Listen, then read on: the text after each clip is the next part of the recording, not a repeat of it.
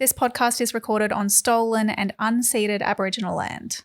We acknowledge the First Nations and elders of this country, and we join their calls for justice. Happy birthday. Happy birthday! It is a shared birthday today of my little sister Aviva's two best friends, Ella and Trey. Oh, that's cute. But no one cares about that. Fuck that. Fuck those people. The important thing is that this week, our Prime Minister and the Treasurer of the country had the same birthday. What? Another shared birthday? That's crazy. Isn't that kind of crazy? That's random. You know what that is? That's news. You're damn right it's news. The Boss PM versus Teen Spirit Treasurer, the generational divide at the heart of government. This is from the incredibly brave Fourth Estate, that is the Sydney Morning Herald, and our good friend James Massola, who he doesn't care whose toes he steps on. Yeah, this is the tough stuff. On March the 2nd, 1996, John Howard defeated Paul Keating. Anthony Albanese turned 33 and was elected to Parliament. That is kind of crazy. And Jim Chalmers turned 18. Yeah. Fast forward 27 years, Albanese and Chalmers, 15 years apart in age, occupy the nation's top two political jobs.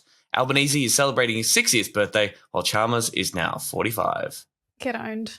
The PM is one of the last of the baby boomers, a well-known music fan and occasional DJ, with his taste running from current acts such as Gang of Youths and Lime Cordial to classics, including Radio Birdman, Billy Bragg, and Bruce Springsteen.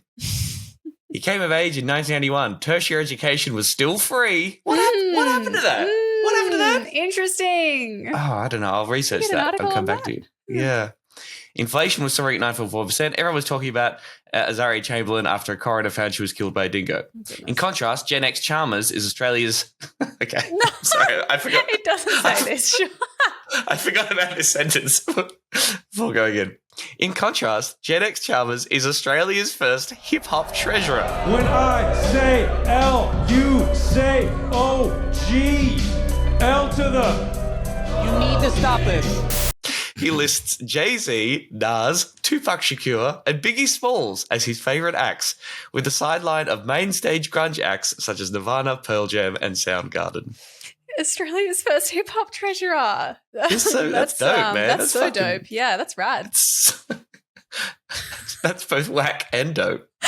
Incredible stuff. Anyway, it goes on, and I don't know. I think that's probably the peak of the ridiculousness. A crazy article. Basically, they're saying, hey, it's the Prime Minister and the Treasurer. They got the same birthday. Isn't that crazy? But a slightly different generation. Of course, that doesn't influence their politics in any way whatsoever. Chalmers is from the right, Albo's from the left. Of course, they're both neoliberal shills. And it's basically saying that the Prime Minister and the Treasurer need to be able to work together to do good stuff, I guess. It is kind of funny because I like, framing Albanese as a baby boomer, even though I thought technically that's kind of on the cusp, like he could still be considered Gen X, but okay. Doesn't work for the story, I guess. But yeah, given how hard Labor tries to make him like the cool young PM, that's quite funny. The cool young PM landlord. Good landlord. They're just rich guys. They're all rich white guys. Okay, they're rich people. That's what they are. So happy birthday. Happy birthday, dog. Yeah. Brah. Jim Chalmers all up in this bitch. The Greens will be seen as the great wreckers. Don't let people convince you Peter Dutton and the coalition are the wreckers. It's certainly the Greens. Adam Bant and his crowd are the ones we've got to watch. Frankly, I've always found the Greens to be a real serious danger to Australia. Serious danger to Australia. Hi, I'm Emerald. Just me here today. What? Tom no, shush. Me too. Nah, Tom's here. This is Serious Danger, a podcast about green politics in Australia. It's not an official Greens Party podcast. It's made possible with the help of the Green Institute and produced by Michael Griffin. And this week is taking a look at the Labor government's radical class war overhaul of our superannuation system. And also we're talking about what happened last weekend at Mardi Gras and just the absolute state of pride in general. The absolute state of things. Huge thanks and love of, as always, to our new patrons. You can go to patreon.com/seriousdangerau. For just $3 a month, you get bonus content and you help us make this show happen. Thank you so much to our existing patrons and these newbies: Kobe, Melissa, AM, Tom, Laura, Alex, Alison, Jai, Renee, Bianca, Chris, Clary, Jordan, and Jane. Welcome. Bienvenue. Friende. Étranger, stranger. What? Were you quoting Cabaret, the musical? No. No, okay. That's what I associate with Bienvenue. It's a great musical. Anyway, hey, a cheeky competing podcast plug. I know you love it music whenever over I do this. Mike. And when just bleep it out. Yeah. But I just thought that listeners of this podcast might really enjoy an episode that I released of my other podcast, Like I'm a 6-Year-Old, with Polly Hemming, who's a senior researcher at the Australia Institute. She's an expert on climate and energy stuff. She's been holding the government to account and dissecting just how truly shit the safeguard mechanism policy is. And I researched the insane, dodgy world of carbon offsets this week that made me so depressed. But Polly was really great and sort of talked me through the whole thing. So I think if you want to get ready for the big parliamentary fight that is coming up, that we really want the Greens to hold their nerve on, you might want to have a listen to that chat with Polly Hemming on Like I'm a 6-Year-Old, if you so wish. Yeah, maybe if you're a big nerd loser. Yes, that's exactly who listens to this show. Yeah, exactly. Go on, you nerd losers. But listen to this one first. And a brief note on this, I mean, again, I'm sure we'll come to this next week as Parliament goes back and this fight around the safeguard mechanism cooks up. But there is a article in The Australian this morning saying that Climate Change and Energy Minister Chris Bowen is planning to use special ministerial powers to ensure Labor's crackdown on the nation's biggest emitting facilities starts on July the 1st, basically saying they're going to use these regulation powers. They don't need to use the Parliament if the Greens were to, say, vote down the safeguard mechanism legislation. Yes, what do we think of that? Rather than legislation. I missed that. And by this morning, obviously, we're talking about Friday. So who knows what will have happened by Sunday when this comes out. Yeah. But I think that they are scared of us and it's exciting.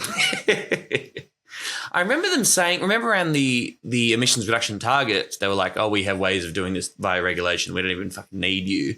Well, but this is, I mean, to be honest, it's great for Greens messaging because it kind of scuttles the only response that they have to our, to the party's attempts to push for a better deal, which is that we're going to delay any climate action and ruin the whole thing.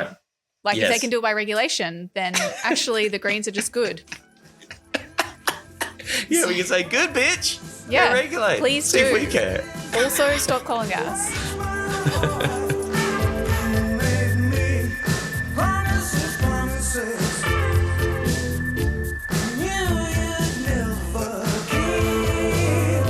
All right, first story of this week. This is breaking news, Emerald. The Australian Labor political party has remembered somehow. Someone, sent the wrong email somewhere or something got through, and apparently they remembered that taxing the wealthy people is really good.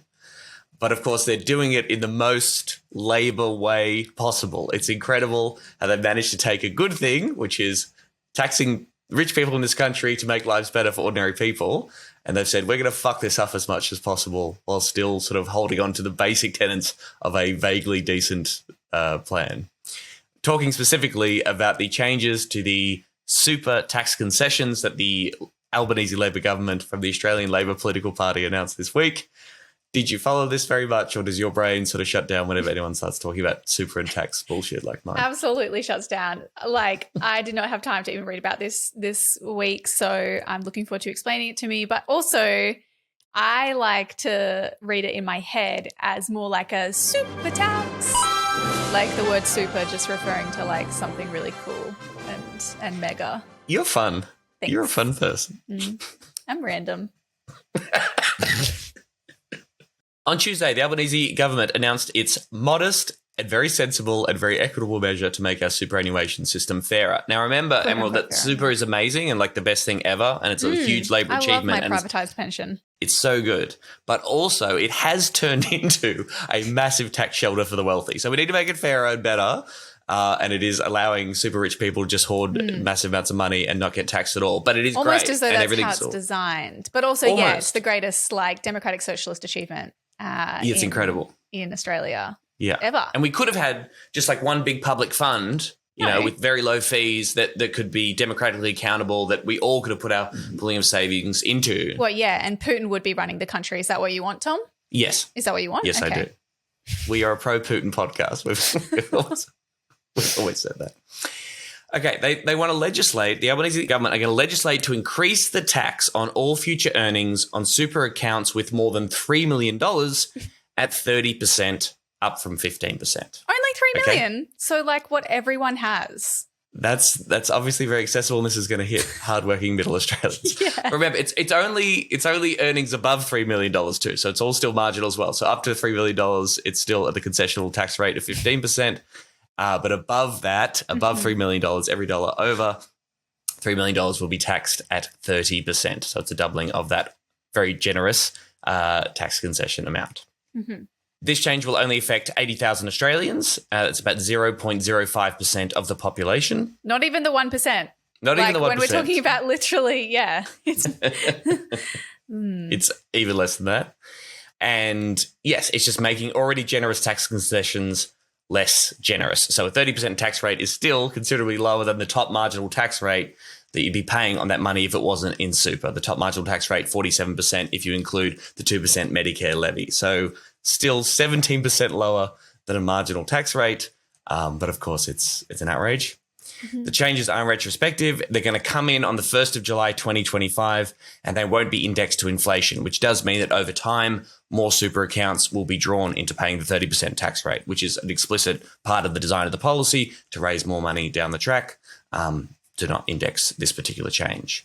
And it's expected to raise $900 million over the next 4 years, and eventually will end up raising about $2 billion a year for the government, which is modest as fuck when you consider that in grand total, all the tax concessions that we have in our superannuation system is sitting around $52 billion every single year. It costs Jesus the budget. Christ. I hate using that phrase. $52 billion of tax concessions every year. This will eventually get us to $2 billion a year in extra revenue.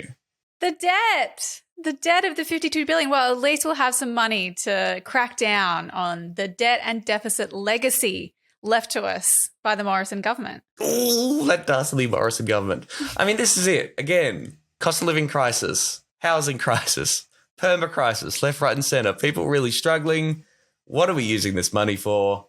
To pay down our debt. The thing that nobody fucking cares about, and that is an absolute fuck you to ordinary people who are struggling. That is apparently where this massive money is going to.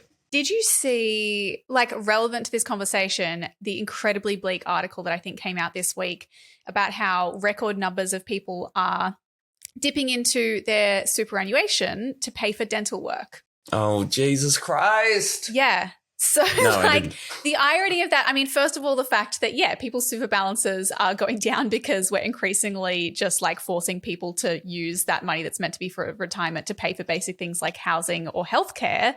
Yes. And so they probably won't be affected by this cap because they'll have no fucking super left.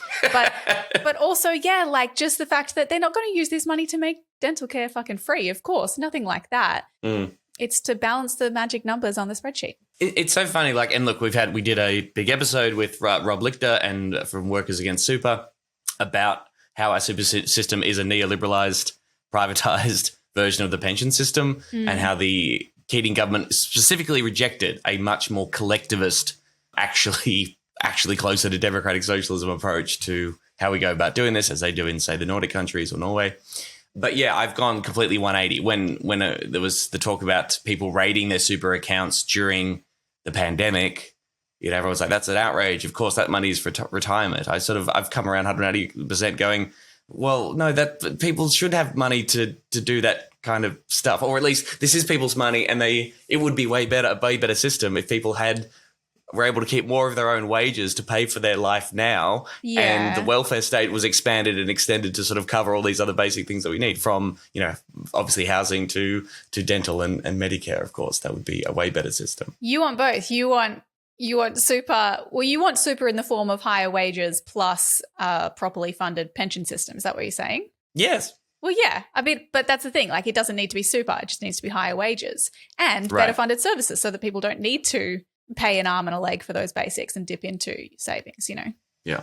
So the fact that we're raising this extra revenue to pay down the debt is sort of seems to be lost in everyone celebrating this phrase as like incredible work from the Labor Party to steal money back from the bloody rich and the toffs, because it's not going anywhere. It's paying down the debt, this sort of illusion. I mean, we've talked about it before, how much the debt and deficit disaster was a complete fabrication in the wake of the GFC that Labor seems to have swallowed completely and is prepared to not consider things like raising job seeker or, yes, doing things that immediately help people's life during this cost of living crisis, but would rather dedicate that money to paying down this massive debt, even though Australia's debt situation is the envy of the world. We've still, got a very low debt to GDP ratio compared to all other countries. So, the Greens, some Teals, industry supergroups are saying, oh, well, you're going to get this new money. Maybe you should use that money to actually make the super system fairer by, pushing to get 26 weeks of paid parental leave sooner and get people to pay super on it.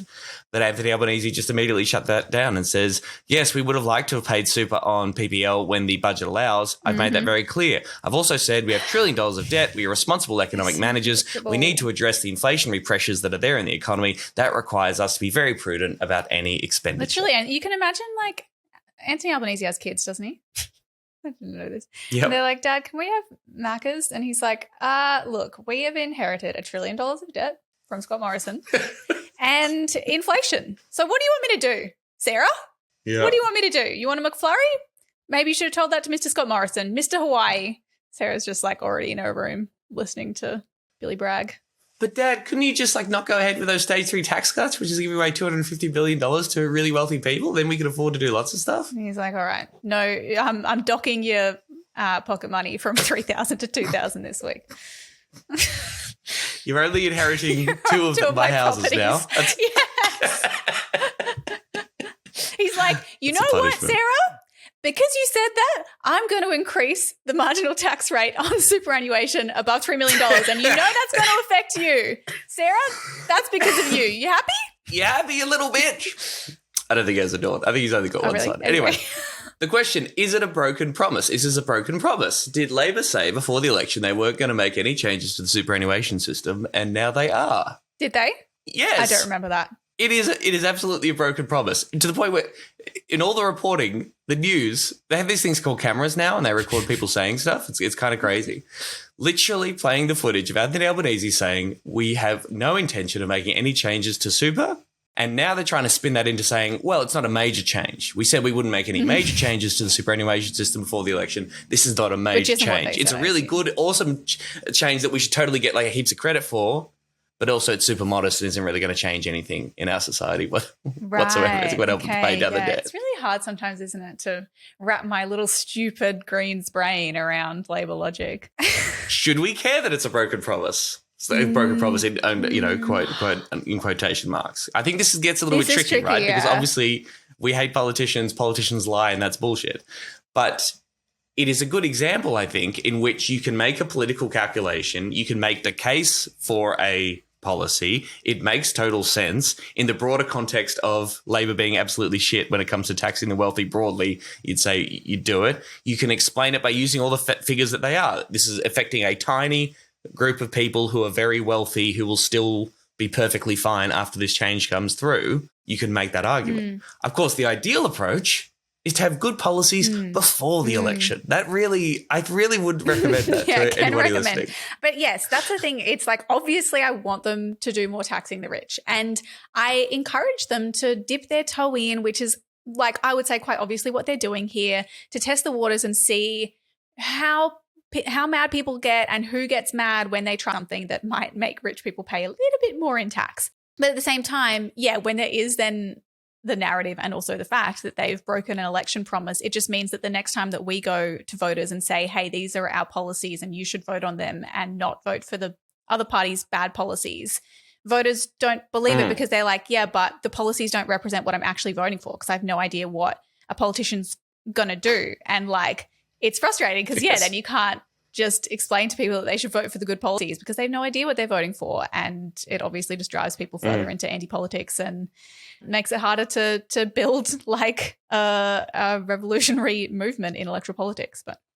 And of course, the broken promise more regularly goes the other way, right? Like, people promote promising good shit before an election, getting in and not doing that at all. Certainly from the two major parties. I mean, but that's the thing. Like, a lot of the reaction to this saying that it's a broken promise is people who think that this is a bad thing. Yes, right, of course, right. Rather than arguing on the facts. I mean, the opposition is not amongst those people. I mean, they're arguing that it's a bad thing. Angus Taylor saying this is an outrage, it's a broken promise, and they have literally footage of him agreeing with Tanya Plibersek in 2016, saying that it's outrageous that people with this amount of money in their super accounts receive such generous tax concessions. And now he's saying, well, I'll tell you what Angus Taylor then and Angus Taylor now believes is that you shouldn't break the promise. Okay. Yeah. I'm all about promises, the fucking Liberal Party, of course. Yes. We promise to do terrible things. One of the only things, because like I said, I've been very switched off from this week, and one of my friends tagged me in the Instagram reel of that Today Show like spoof satire video where it's got the presenter in Double Bay being like, it's tough out here on the streets of Double Bay this morning, Carl and Sarah. You know, the community, they are counting their pennies, they are counting the stacks of $100 bills that they have strategically placed throughout their penthouses and mansions in case of a rainy day, because this is basically a class warfare, and let's face it, no one likes it when the rich are the targets. Actually quite a very funny piece. Like, there's going to be some tough conversations around marble top kitchen tables this week, and they're going to have to sell the second BMW, and what are people going to do? It was interesting because on Instagram, on the reel, that's obviously the followers of 9 News and the Today Show, the comments were just wild. Like, all of these incredible bootlickers. I said, wow, these comments are full of like people that incredibly want to suck their boss off. Just being like, why are we punishing people who've worked hard for their money? Like the most classic neoliberal conservative lines, like, well, maybe they come for this first and then they come for you. First they came for the $3 million super, but I did not have $3 million super, so I did not speak up. But of course, like a completely different reaction when I then saw the same video on TikTok. This is like a bit of a tangent, but it's always fascinating to me. The different, it just reminds you how much social media is not an accurate representation of people's responses. Of course not. No.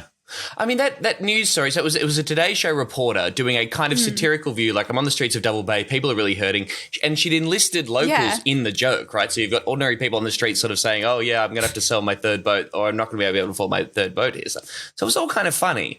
But it was just a bit bizarre. Like, I don't know this lady. I don't know if she's like a serious journalist or she's just like a Today Show reporter or whatever. This lady. This broad. Sorry.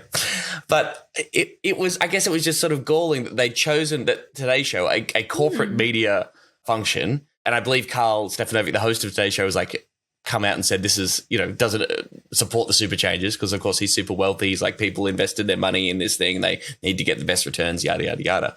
But like, this is a corporate mouthpiece that would normally represent the interests of capital that sort of chose this particular policy to do this kind of funny angle on, which is I wondered if what had happened is that they were going to do, and probably did, a story on the super changes. And then the journalist and the camo, thought it would be funny to do a little satirical bit, and they filmed it, and a lot of people who actually probably believe, like, who support those views were like, yeah, this is quite funny, and convinced whoever makes these decisions, or they thought we'll put it up on social, like, I think they were like, we'll put this on TikTok and it'll do great with a young audience and it'll engage a young audience that we struggle to engage. And I think that they were absolutely right. But yeah, like, it's just so funny because I know that probably, a lot of journalists and people working on the show would believe that, but are usually prevented from doing so. But when there is a corporate motive, which would be increasing our reach on social media and engaging young people, then they can kind of dip between the sides, Yeah. I mean, the target of the satire is so obvious. Like, this is sort of a gimme in terms of making a point about how ridiculous it is, because the response from the likes of the opposition and the people from the self-managed super fund industry is to try and represent this change as an attack on middle Australia, as if ordinary people are going to be affected by these changes whatsoever. And it's so blatantly obvious to anyone, the vast majority of people in this country, that's fucking ridiculous. The average super balance is about 150K. Of course, that's a little bit warped, as $0 accounts don't actually count in the total. So of all the people who have any money in their super account, the average super balance is about 150K. I do, yes. Can I ask how much you have? No, that's a little private. Mike can cut it out, but I want to know. Why do I have to share that? I think it's about... okay, yeah, I have no idea how much I have. Anyway, sorry. That's okay. I like talking about wages. I think everyone should talk about wages. But anyway, that's true. I'm just a good socialist, I guess. Oh. According to The Guardian, to get a super balance of $3 million, you would need to earn 200K from ages 21 to 67. That's with 12% employee contributions and an extra $30,000 a year of voluntary contributions in order to get to $3 million. Wow. 21. On 200K. Cool. Very All right. normal. Yeah, it's so normal. You know what? The poor people. Now I'm sold. Well, did you see the take? And this is what, like, I think you touched on this earlier about the fact that it won't be indexed to inflation because it's designed to pull in more people over time. And so there are takes that this is disproportionately affect young people. This is an attack on young people. Have you seen this? I think this is in like the Financial Review. And they're like, well, a young person today, due to inflation, who wants to retire, like if they're 25 now, they want to retire in 40 years, the cap will only be like 1.2 million effectively. And so blah, blah, blah. But it's like, but even that 1.2 million is like massively above the average, 150K. It's just so hilarious though, like, you know, looking at things that actually do disproportionately impact young people, like the fucking housing crisis or not being able to access free education. Yeah, those outlets won't cover shit like that. But they're like, yeah, The young people, yes. Or it's paying down the debt, which is it's going to be handed out to the young people. Aren't you constantly worried about that? Yes. That's about young people as well. Yeah, so This is probably Constantly. the peak quote for Brothers policy. I don't think $3 million is. This is from the head of the organisation that represents self-managed super fund, which were completely set up by the Howard government as a tax dodge. I don't think $3 million is a lot of money. If you've got someone who has put all of their money into super, doesn't own their own home, and is renting, this person will be seriously stuffed by this sort of change. So it's someone who's managed to get $3 million of money into their super, which, as we've described, is someone on something like 200K a year, an average of that. Yep.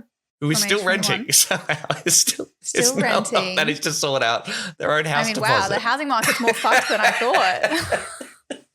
So obviously, yeah, it's all bullshit. But of course, to me, the final question this leads to is like, what does this mean for the stage 3 tax cuts? They're going to cost, as we said, about $243 billion, $250 billion over the next decade. We were told we can't possibly change them at all because that would be represented by our political enemies as class war. That's exactly what's happened with these super changes immediately. And it would be a broken promise. And as we've discussed, it pretty much have broken the promise. So they've done all the things that apparently were going to happen with the if we were to change our position on stage 3 for such a pittance of a return, right? They're going for this political fight. They're putting their political capital out there for $2 billion a year in increased revenue to pay down the debt. And it's not even kicking until the next election. So they're saying it's not a broken promise. We're going to go to the next election with this policy too, so people can vote on it. So why the fuck are we talking about it now would be my question. Presumably they want to factor this into the forward projections and ahead of the budget is what they're doing. Well, yeah, I guess there's that. But like I said, I do also, maybe this is conspiratorial of me, but I think it's testing the waters. Well, I think it's Like even worse than that. I don't think it's even testing the waters. I think this is it. This is them throwing some meat to the base. So when people like us are saying, hey, what about these stage 3 tax cuts, motherfuckers? They're going to say, no, we're already taxing the rich. We do tax the rich. Yeah, that's true. It's interesting. Like I can see you've put this quote here from the Greens response from Adam Bandt. And I didn't realize that it was quite negative. Like I would have expected that the Greens response would have been like, yeah, this is good. We support it. But, you know, the classic. But it is kind of just all about, like this is a distraction from or like a way to fund the stage 3 tax cuts, which are going to cost all this money. And even the super thing won't find its way into the pockets of everyday people. Yeah. So, but yeah, like I guess it's true. It is kind of a, you know, an eye on the prize thing. It's like don't buy into the bullshit that this is like the class war battle Not at all. of this term of parliament. Totally. Yeah. I mean, even if they were redirecting that $2 billion into, you know, funding services, it's not that much. I mean, in the scheme of the federal budget, the fucking federal budget, $200 billion is not that much. But they're not even doing that. They're just using it to pay down debt, to make their little figures and the red on the budget paper look a little bit better because they're obsessed with being responsible economic managers. And they prioritize that over actually doing things that will improve working people's lives in the here and now in one of the worst economic conditions that we've had for quite a long time in this country. Which is, apart from anything, so politically stupid because $2 billion is not much off the $1 trillion of debt that you keep talking about. And so you won't be able to point to a significant reduction in debt when you could point to a significant delivery of some sort of like government program or cost of living relief. Like, wouldn't you want to do that, Labor? Why are you so bad at this? Why are you so bad? Anyway, drain all your super accounts, everyone. The socialists are coming for your money. It's class war. My band. Stream Class War and Bandcamp, by the way.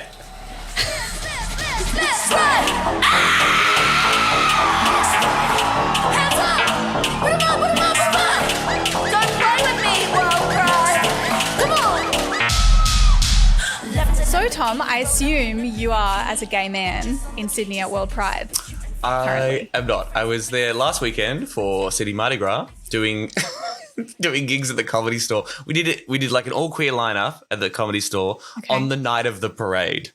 So on the night of the Mardi Gras parade, I was yelling my jokes about being gay to a room of almost exclusively straight people who did not give a fuck about that Mardi Gras parade whatsoever. I still had a great time. It was a great weekend. It was cool. It was a very cool vibe in Sydney last weekend. But yeah, that was a very particularly weird night. Well, we've so much to celebrate, as we will discuss.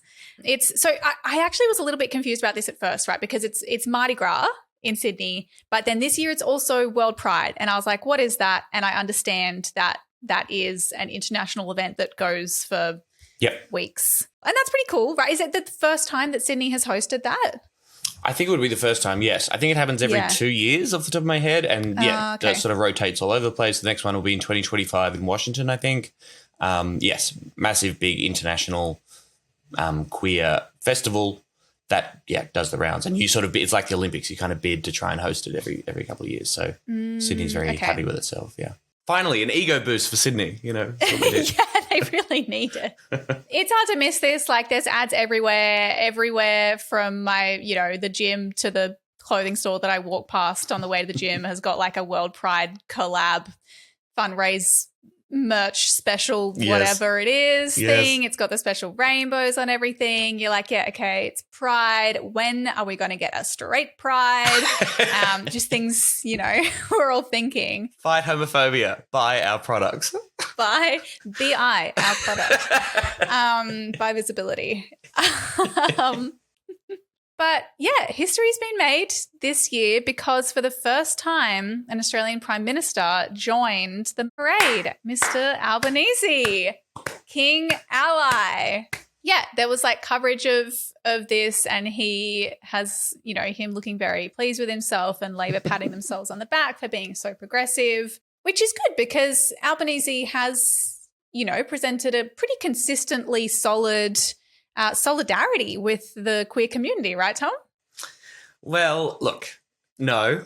That's we're going to do our sarcasm and explain why Labor's shit here. But I will say I have a begrudging respect. He has been marching since 1983, which I think is... Yeah. And how much you invest in... It's not like it's his first parade. Yeah. It's not his first parade. He's been there for a long time. And yes, and being the member for Greenlow, where there's a big queer community, let's... Broadly speaking, suggest that Anthony Albanese is by no means the worst queerphobe in the country whatsoever. But what was galling about his appearance in Mardi Gras and being interviewed by the ABC was wanting to take all the credit and celebration, and there was no interrogation of the fact that during the most recent election campaign, Labor was pretty happy to throw trans people and trans rights under the bus for the sake of not wanting to have the fight at all, which was horrible. Yeah, like it does feel as though we've kind of forgotten that this was a thing during the federal election campaign. There was that moment, I think, during an election debate where both candidates were asked the classic, seemingly benign but generally used as a transphobic kind of refrain, dog whistle almost. What is a woman? And the only acceptable answer is adult human female or whatever. And it's like, what is the point of this question? Who fucking cares? Shut the fuck up. Yeah. But like Albanese would always give the answer that didn't make any effort to include trans people in the discourse. And there was like that front, or there was a spread in one of the News Corp papers where, again, they asked the dog whistle questions like, can men have babies? Which, like, biologically, yes, like, it is possible. And also, who the fuck cares? Why is this one of the like key questions that you're asking a prime ministerial candidate? Yeah. But he, would never go. There was also the religious discrimination bill, we should say, which, as we discussed at the time, Labor was terrible on and was very much leaving the door open to the idea of allowing religious schools to discriminate against people based on their sexuality or gender identity. Yeah. And it was most telling when Jeremy Fernandez was interviewing Albanese while I was marching, saying, what do you think are the fights still to come for the queer community? And Albanese says, we just got to think about the 78ers. We really just got to think about how great they were back in the late 70s. That's the future for me. It's like, what the fuck, bro? You, of course, can't actually take a position or identify any problem that might be facing queer people now. Which is kind of representative of the entire issue with the discourse around Mardi Gras and Pride, which we want to discuss, right? Like, it's recognizing the history of Pride rallies in the first place, but not just placing them in the past, actually recognizing that the things that those first protesters were marching against are still happening to this day. And to ignore that is just fucking ignorant and shitty.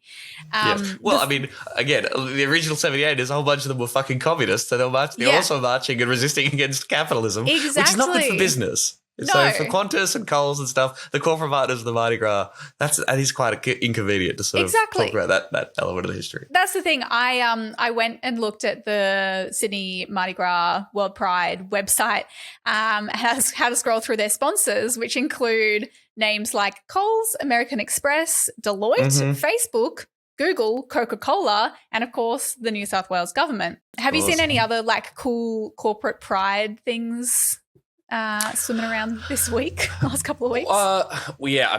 Fucking everywhere. Every product has a rainbow on it. Every single business or service that you interact with in Sydney at the moment is rainbow branded and World Pride branded and Mardi Gras branded.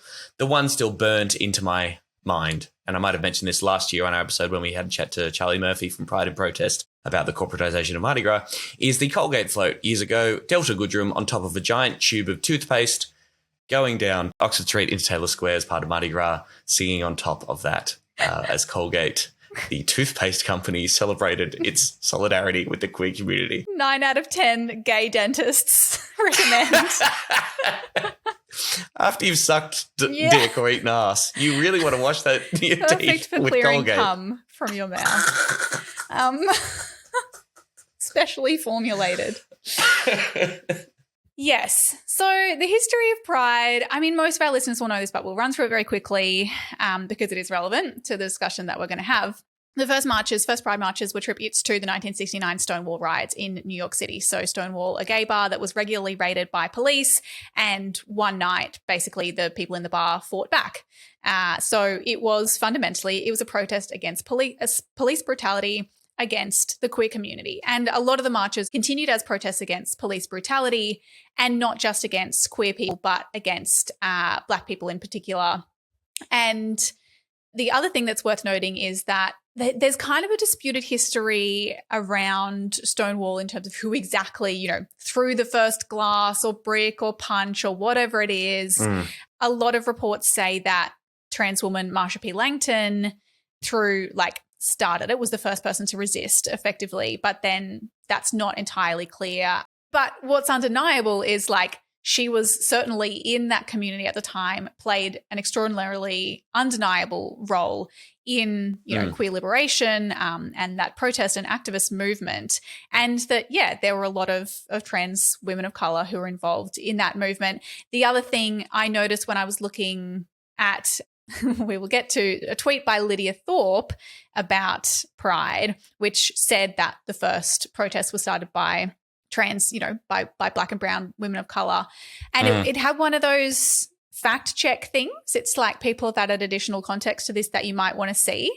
And it said that the first Pride marches rallies were started by drag queens, which is an interest. Yeah, it's because that language around, being trans kind of didn't exist in, the 60s, 70s. A lot of trans women would kind of use interchangeably queen, drag queen, transvestite, whatever, whereas they queen. No doubt say they were trans today.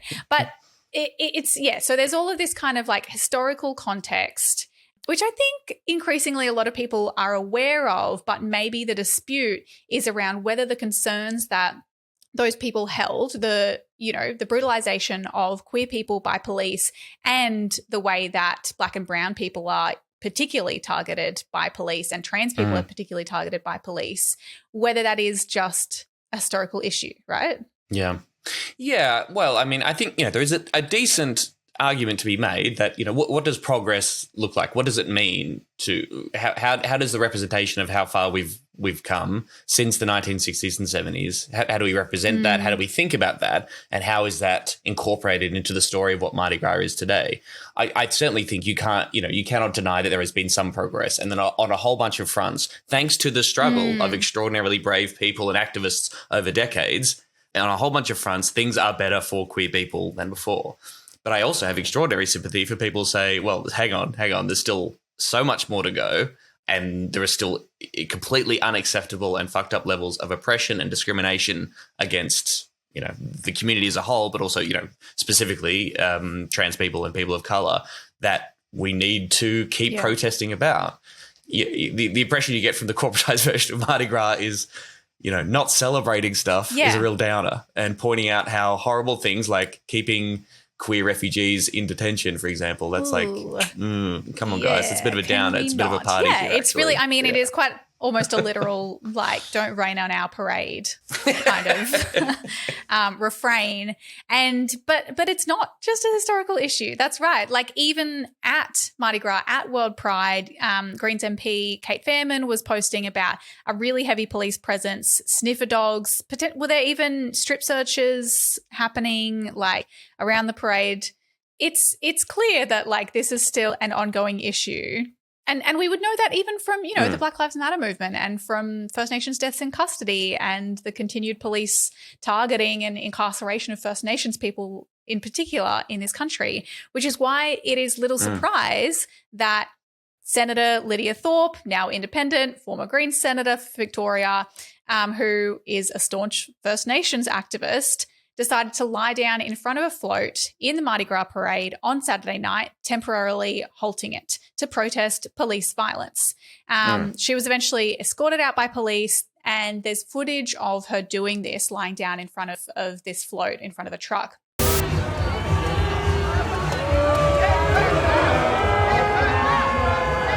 That, was circulated on social media and got a fair bit of media coverage. How did you come across this bit of news? Like, what do you think about how it kind of spread? Yeah, it was very confusing, I suppose. And it sort of, dripped through in a number of different fronts. I'm talking about the reporting, which, primarily started on Twitter, or at least that's how it came into my life and I came across it. And to me, it sort of seemed to be Lidia Thorpe has done a protest. Then the information was that she lay down in front of the float for the Australian Federal Police. Then it was reported that it wasn't, in fact, the Australian Federal Police float. Then it was 2010, a youth-focused LGBTQA plus charity, outcry from all the usual suspects, people who were invested in Mardi Gras, people in the centre-left who don't like Lidia Thorpe, and, of course, the crazy right-wing and batshit Sky News reaction. Yeah. So a lot of I'm sure if she had laid down in front of a cop float, exactly the same people would have had exactly the same kind of outrageous reaction. But then some other people who might be more sympathetic to Lidia thought there was a level of confusion there, either on Lydia's part or the news reporting, that somewhat muddied the impact of the protest that was happening. I think it's also important to underline that she was marching with Pride in Protest, which is that organisation that we talked to last week, who were explicitly anti-cop in Mardi Gras, who really are focused, a grassroots protest group that is really focused on trying to return Mardi Gras and Pride to their protest radical left-wing anti-capitalist origins. Yeah, she was marching with the No Pride in Genocide float that was organised by Pride in Protest. They've specifically called for police not to march as a block at Pride, not to march in uniform or as a block. And so, I think this is the thing for me, that I think it was very clear what she was protesting. And it was kind of perplexing the way that the discussion around this video and the protest ended up focusing on what float was she in front of. I think because, for example, SBS tweeted the video and said that she just said that she'd lay down in front of a float blocking the parade. And everyone was saying, well, what float? What float? Because they thought that it was a police one and that it was missing relevant context. And so when it came out that it wasn't the police one, people were kind of like, oh, you look so stupid for asking what float when it wasn't even that. And it's like, but what was the protest about? Because the fact remains, and this is like the gripe that I have a lot with the way that the media reports protests, is this mentality that like by reporting on the subject of the protest, you're endorsing it. And because journalists are so fucking afraid of being seen as having any kind of opinion or like existing in the world of politics, that they'll just eliminate that. Like they'll talk about protests about coal and gas and just kind of they'll say, oh, protesters, activists in parliament were arrested. And you're like, for fucking what? For what? What were they saying? Because like direct action like that is not seen as politically acceptable by the political and media class. And so they're like, well, we don't want to encourage that because the objective of that protest is a lot like it's to get media attention. It's to draw attention to something. And so they're like, well, we don't want to give attention to it, but we will report it because we know that people are going to want to read and get angry about Lidia Thorpe, like the fucking, public enemy number one as we've created her in the eye of the Australian public. We want to talk about her doing something, but we don't want to talk about the actual issue itself. The actual issue in any way, that's a little bit too messy. The media never seems to apply this critique to itself when it's like accepting leaks from politicians to further their political agenda. They're like, oh, no, that's a really juicy story. We're going to run with that. That'll be no worries. But in terms of, giving voice to or giving a fair reading of what these protesters are about, well, that's too messy. That's below the status of the fourth estate. Yeah, because relationships between media and politicians are absolutely accepted and encouraged, whereas direct action protest is not. And so, I mean, I found it interesting, like when I was looking for stories and you Google Lidia Thorpe Mardi Gras protest, something like that, Google comes up with those suggested questions. And the first question is, why did Lidia Thorpe stop Mardi Gras? And you click on that question, there's no answer. The answer is just something like police led her away from the protest. Like it is fascinating that, Google can't even figure out the answer to that question because it was so poorly reported, which then I guess raises the question because it was so poorly reported. But I would argue, I mean, surely everyone knows what the fuck is happening. Was the protest effective?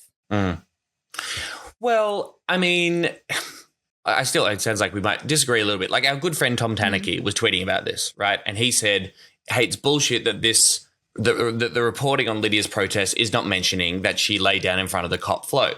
And he then had to delete those tweets and then apologize and sort of say, okay, I wasn't on the ground. I made a mistake here. Okay.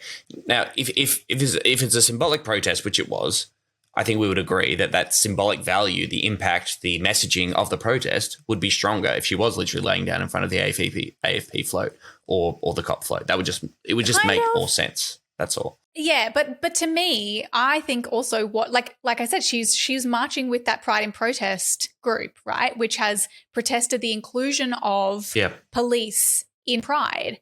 And so to my mind, halting the parade that has like literally put AFP at the, like in the fucking parade on its own float in uniform, I think halting that parade is necessarily connected to the point that she was trying to make. And like, maybe it would have been somewhat clearer if it was in front of the AFP, sure. But as I understand it, it was because the AFP section of the parade was like in one section, she was having a go at officers there. She was kind of, standing in front of them and chanting ACAB or whatever.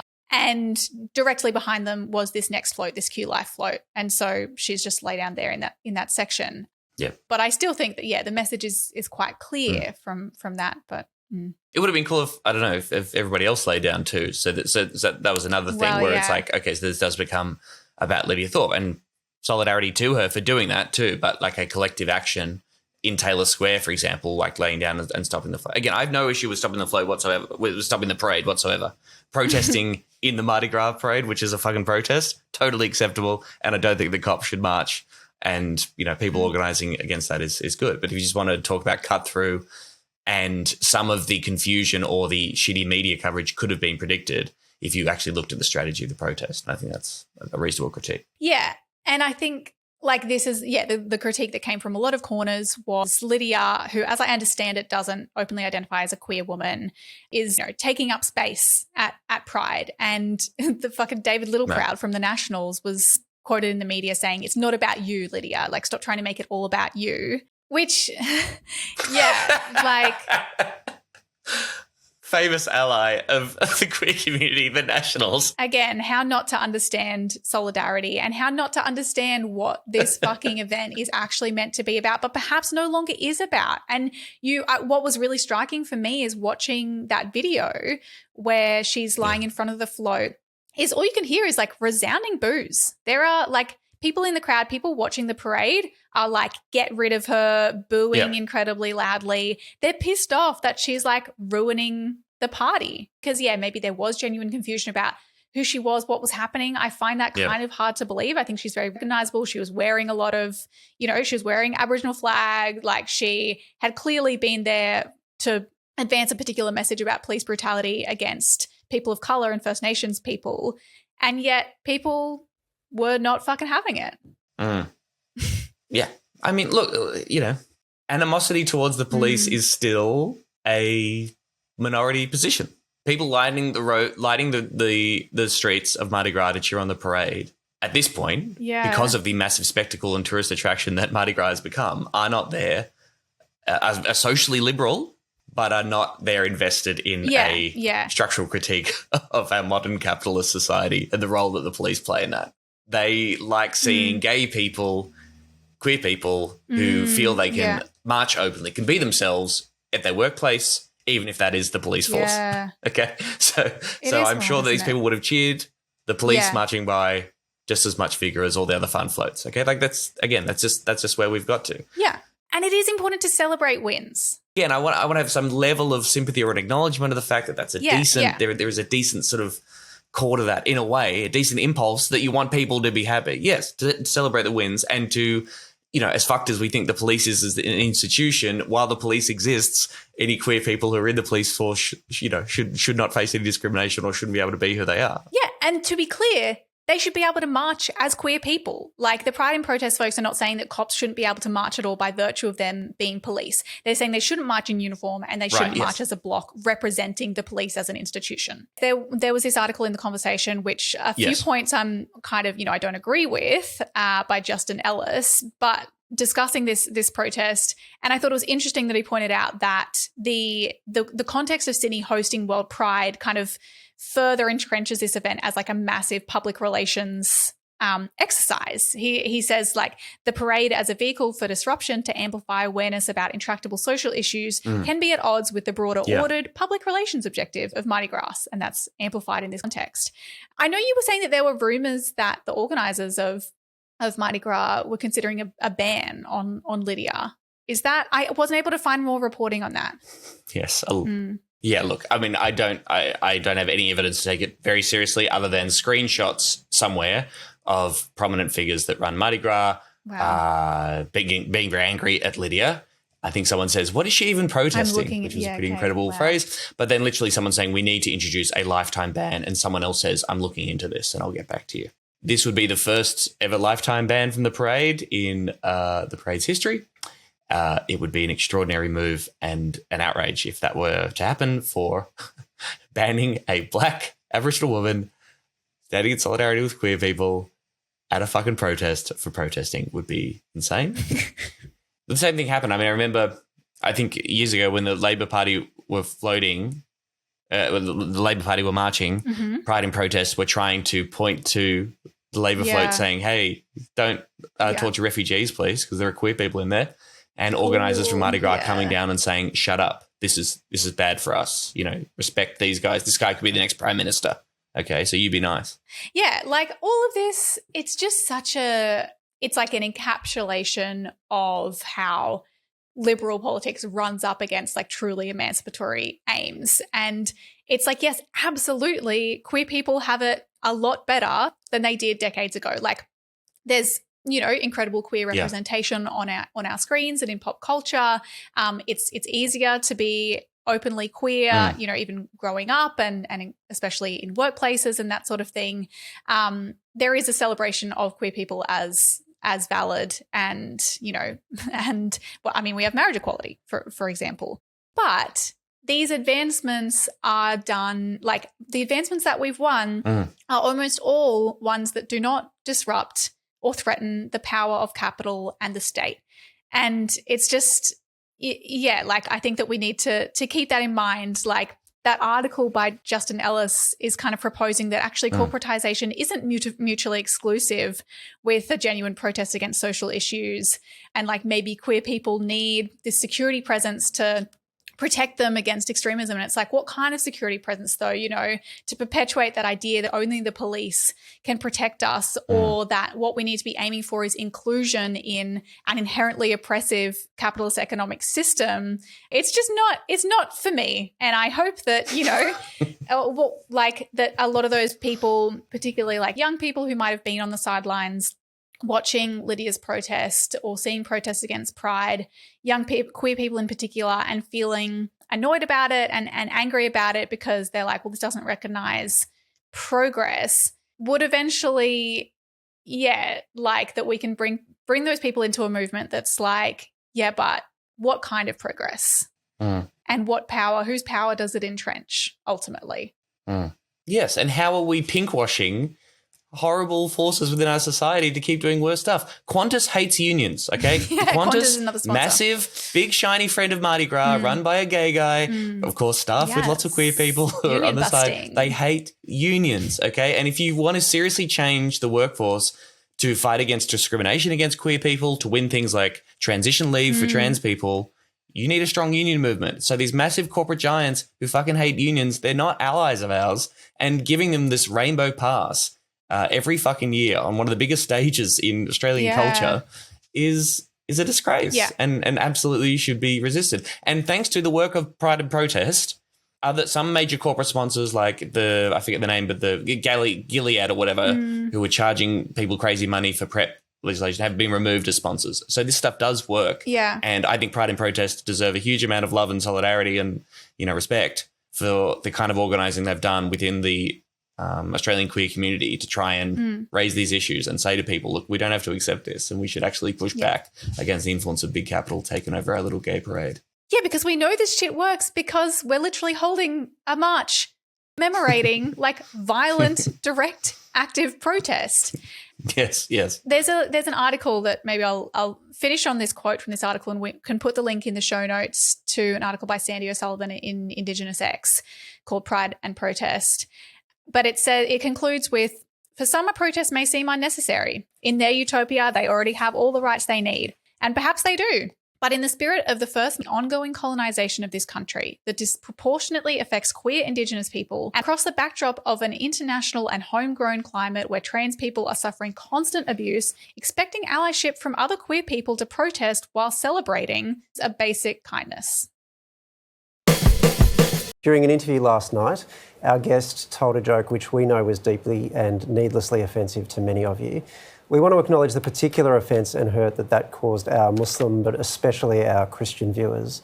Obviously, I understand just how profound that offence was. Yeah, live TV it's unpredictable, and when this happened in the last few moments of last night's show, it genuinely took us all by surprise, and there wasn't a lot of time to react in any sort of considered way. It's fair to say we weren't expecting a comment like that to be made. We wouldn't knowingly broadcast it, of course. We acknowledge the offence that it caused, but more than that, we're sorry. I love Jesus. I love any man who can get nailed for 3 days straight and come back for more. If you want to help out Pride and Protest, check them out on Facebook. They're on socials too. We'll put a link through in the show notes. They do fantastic stuff. They run to try and get on the Mardi Gras board and organise motions at the AGM to try and make Mardi Gras more radical and less shit. Support them if you can. Pride and Protest, just have a search for them on social media and follow them and get involved if you can. That's our main call to action. I know we kind of keep putting in multiple calls to action, but I do want to cheekily re-up previous ones, like helping the Greens in the New South Wales state election if you can. There are links to donate or volunteer or join an event in the show notes. And also just noting that the coming week, Federal Parliament will be sitting again, and the balance of power negotiations on the safeguard mechanism for climate and the housing legislation bill are ongoing.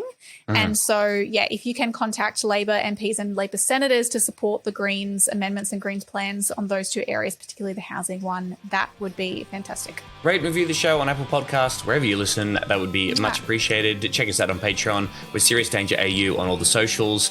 on Twitter, Instagram, YouTube, and TikTok for as long as we're allowed to use TikTok in this country before it's banned by the Australian government for fear of the Chinese Communist Party. Check out Serious Danger. You can send us an email anytime. hello@seriousdangerpod.com. Thanks for listening, everybody. Mwah. Mwah. Serious Danger Australia.